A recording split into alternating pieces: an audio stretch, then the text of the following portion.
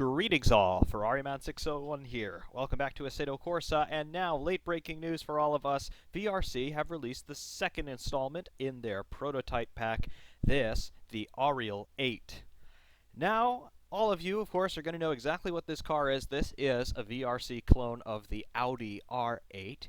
Not to be confused with the later road car, the Audi R8, as we see it here, was an LMP1 car designed for competition at Le Mans, amid other places in the endurance racing world. It was introduced by Audi in 2000, and it was very successful at Le Mans, winning the race in 2000, 2001, 2002, 2004, and 2005. That's a hit rate of 5 out of 6 at Le Mans. It's one of the most dominant Le Mans cars in recent memory anyway.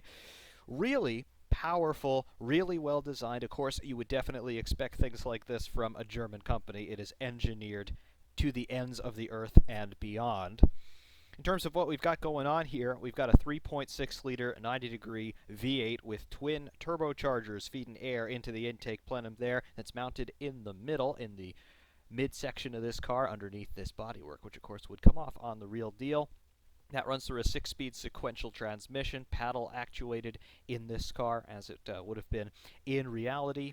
Multi-disc clutch, multi-slip disc differential there, limited slip, of course, at the back.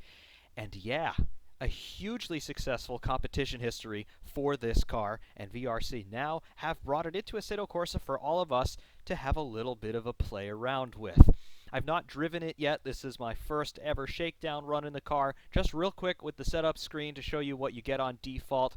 Here's our gearbox, first through 6th gear and the final drive. All your default values are shown for all of these screens. Our tire compounds, they carry over the Majestic compound of tires from their Project 8, the Bradley Project 8, the first car in this prototype pack, and of course their Formula E mod, the Formula Lithium mod, also from VRC, uses this Majestic tire. Of course, trying to get around the long arm of the law, VRC can't put real-world branding anywhere on this car, hence they're calling it an Auriel, not an Audi, and likewise with calling these tires Majestic instead of Michelin, and you'll notice they have even very cheekily styled the Audi quadruple ring logo there, going back to the old Auto Union days. They're not quite showing you what that really looks like in reality, but from a distance it definitely looks quite convincing, very much like the real thing. So we've got two compounds of qualifying tires, and then we have soft, medium, and hard. Medium is the default value there. Fuel, everything is zeroed out to keep the engine quiet. Maximum fuel capacity is 90 liters. It defaults to 50 liters when you load up into the pit lane here. Aero, we get to play with our visible winglets here. You see the dive planes on either side of the nose underneath the headlights. Set that to 0 and the dive planes go away for some low drag.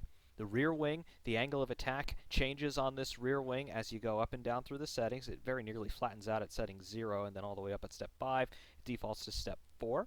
The end fences here, we can put on a more efficient end fence here for downforce generation, and low drag as well can be installed here by removing them. Very cool. And just notice here, nice VRC logo there. Looks very much like the Ferrari F310B, the VRC logo. Very cool. Alignment, camber, and toe on all 4 as you'd expect. Dampers, fast and slow, bound and rebound on all 4. Drivetrain, differential adjustments can be made here in power coast and preload. Generic, brake bias, brake power, and steering assist. That's your power steering assist level there.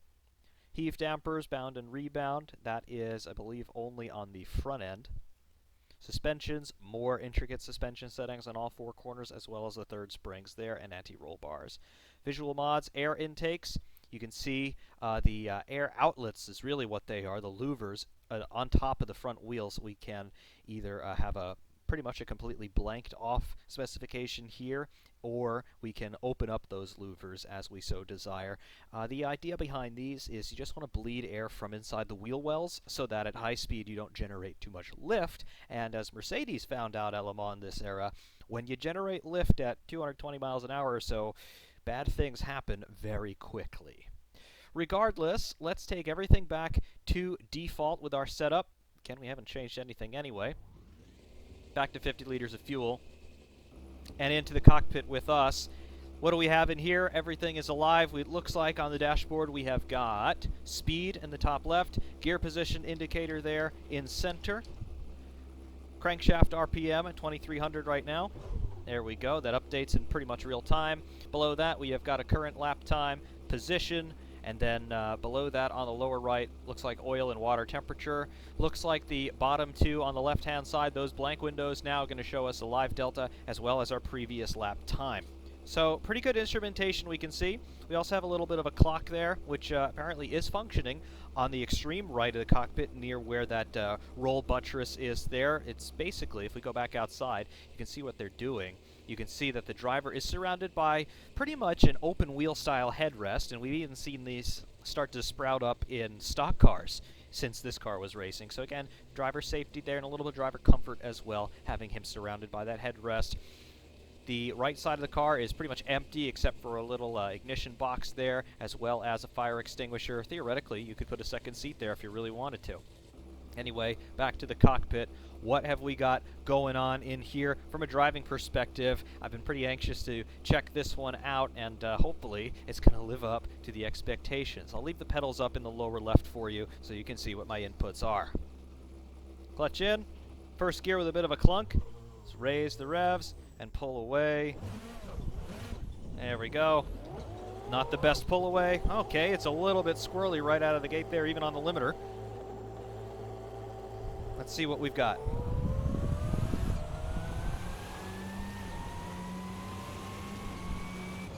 Yep, got a little bit of a turbo chirp there.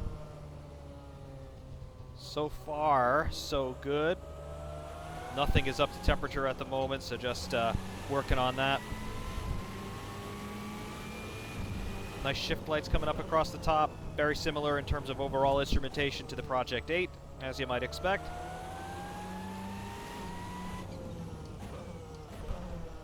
Very nice. You get an auto blip on the downshift, bit of understeer there initially on the front axle.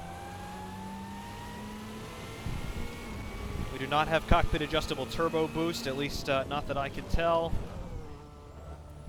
We did not have the option to adjust the turbo boost in the setup screen either.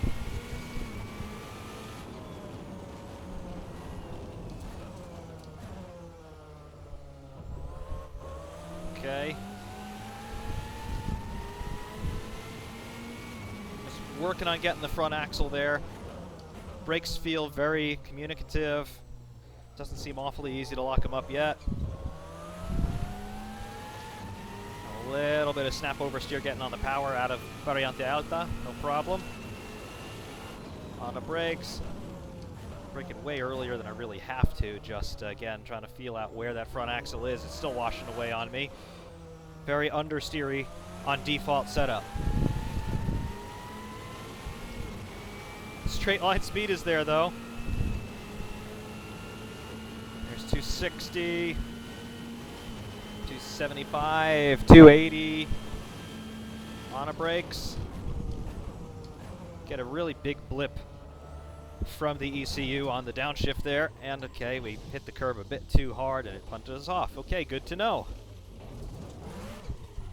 And we got a lot of wheel spin in first gear. All right then. I know all this looks very funny. Just trying to get my head around this thing. Yeah, we cannot adjust the turbocharger at all, so we've got ourselves a lot of boost reasonably low in the rev range. So it seems like the only way we have to control that is with our throttle input.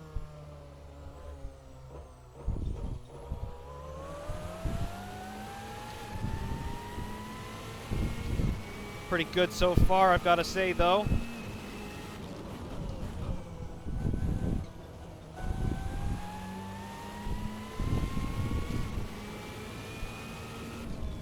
We've got ourselves some very decent power for sure. Understeer's getting a little better on our front axle. Red line right about 8,200 RPM, as you might expect. Bit of understeer into oversteer there, and on the AstroTurf. That second gear just barely touched the throttle, and you get yourself wheel spin. You've got to be really careful, apparently. Obviously, we have no traction control or anything like that.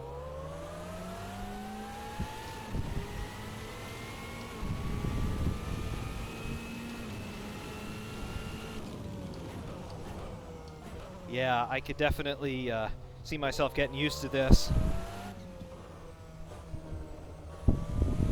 See if we can just do a clean lap. Oil and water temp bang on, 80 degrees. See what we can do. Just got to adjust to that throttle. Setup wise, initially what I want to do is open up the differential. I like an open diff on pretty much any car. The differential locks way too soon for my liking. All of that can be dialed out with setup though. That's not a fault of the car.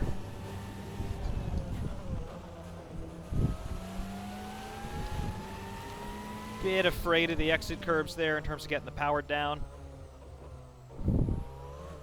Wow, gotta be real careful on the throttle.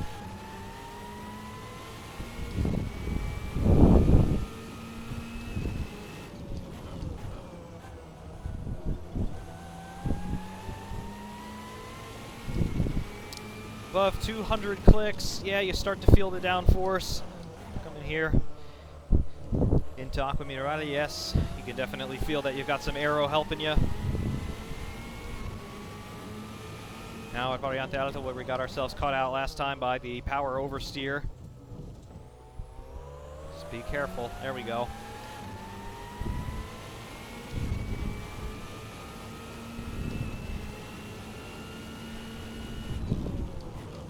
Brakes. And the brakes feel okay. As they warm up, they actually start to feel a little spongy. Honestly, that's just a German thing.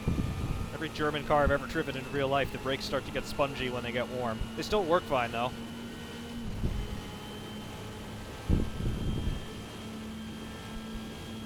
Brakes.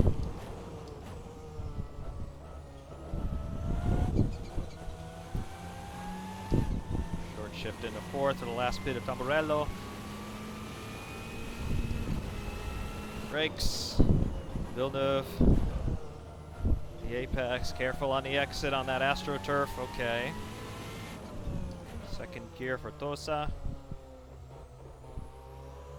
And power down. Once you get the car pointed straight, you can get the power down pretty quickly, even in the lower gears. It's just when you've got some rotation dialed in that it gets a little bit unwieldy. Again, this being an endurance car, an LMP1 car, drivers would be sitting in here for anywhere between 2 and 4, maybe even longer hours at a clip.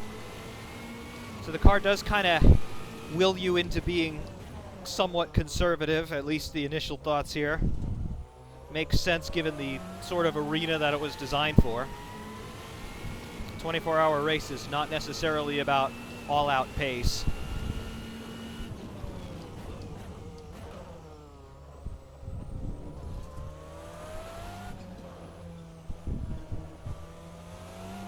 Alright, so that's a couple clean laps under our belt. We've improved by almost a second this time by. And if you take a look here at the steering wheel, you'll notice Next Level Racing on there.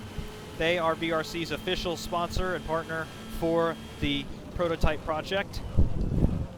Go check them out online. They sell sim racing wares, I believe, on 6 continents. So they are a big name in the sim racing world, and they have teamed up with VRC for the development and release of this prototype pack.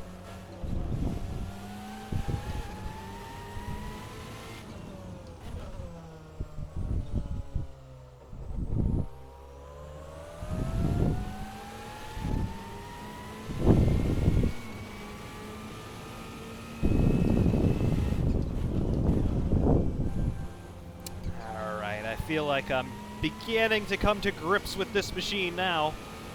It's starting to listen to my inputs a little bit more linearly. There's a little bit more of a one-to-one correspondence now between what I want and what the car actually does. At the same time, I'm adapting to it being very torquey, especially on corner exit. Like right here, for example. Get it straight and then you can lay into the gas. But if you've got any sort of rotation in there coming out of a corner, light it up, and then you will spin pretty quick.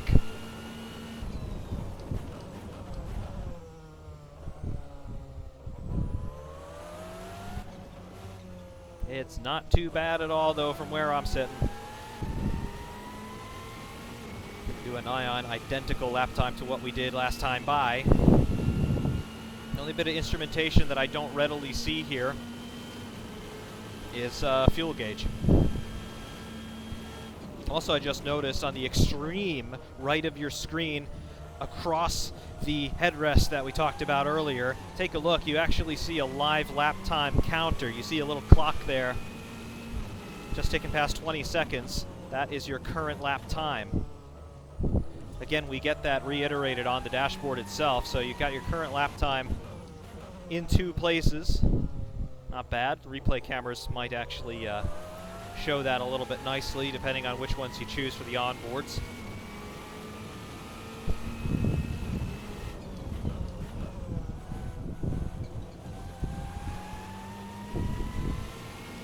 It's pretty nice, though, I've got to say. I am not at all surprised that VRC have given us another really cool car. They have been one of the best in the business for the last few years now. They've done great work on open wheelers, a lot of Formula 1 cars. They recently gave us Formula E. Now it's just all kinds of wrong. And now VRC, they have taken up the idea of trying Le Mans prototypes, and so far, I've got to say, they have triumphed.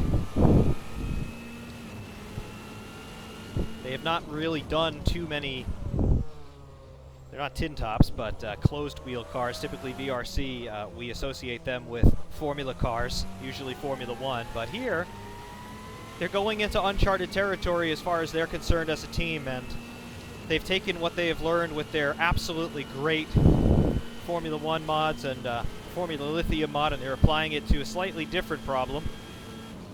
And once again, it appears that they have figured things out pretty quickly.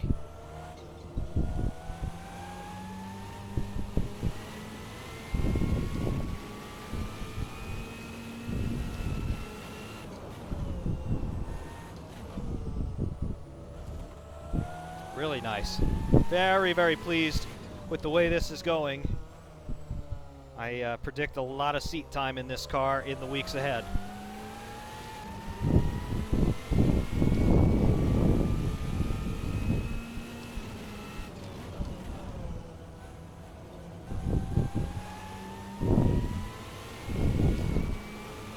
So far, again, the only obvious setup change that I would personally like is to open up the differential. It just locks too soon for my liking. I like to play with the throttle a lot more than I'm able to do at the moment. But again, that's just my personal taste. Your results may vary.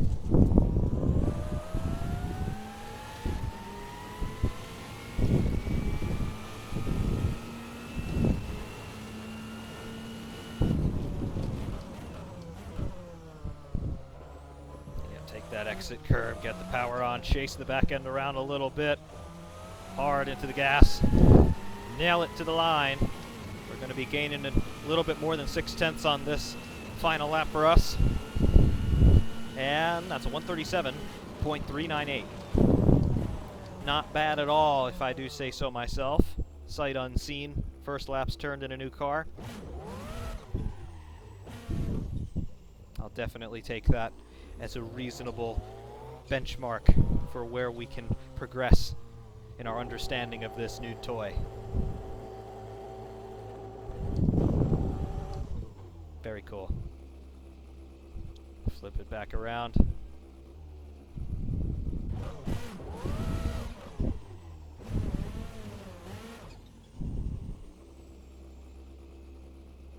Very nice.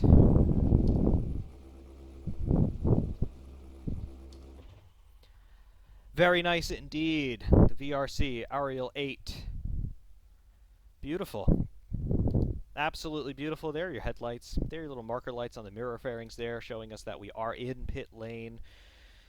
It's so cool already, and I've barely turned a wheel in it. I'm very pleased with what VRC have been managing to give us lately, and this is, of course, no exception. Go get it. It's $4.50 US. You can do your currency conversions if you must, but it's definitely worth it. It won't break your bank, and just, again, I've only done a handful of laps in it, and I'm already saying it's a triumph. So, VRC, You can't really go wrong with these guys. And again, if you're new to the sim racing payware market, VRC is definitely a good place to be in terms of just starting out. So I'll leave you with a look from a couple hot laps here at Imola with this car, both from external and onboard camera angles. So do stay tuned for that. Also, you'll be able to hear the sounds a whole lot more clearly in that portion than you've just been able to hear right now. So thank you all for watching. Until next time, Ferrari Mount 601 saying thanks, and of course, we will see you soon.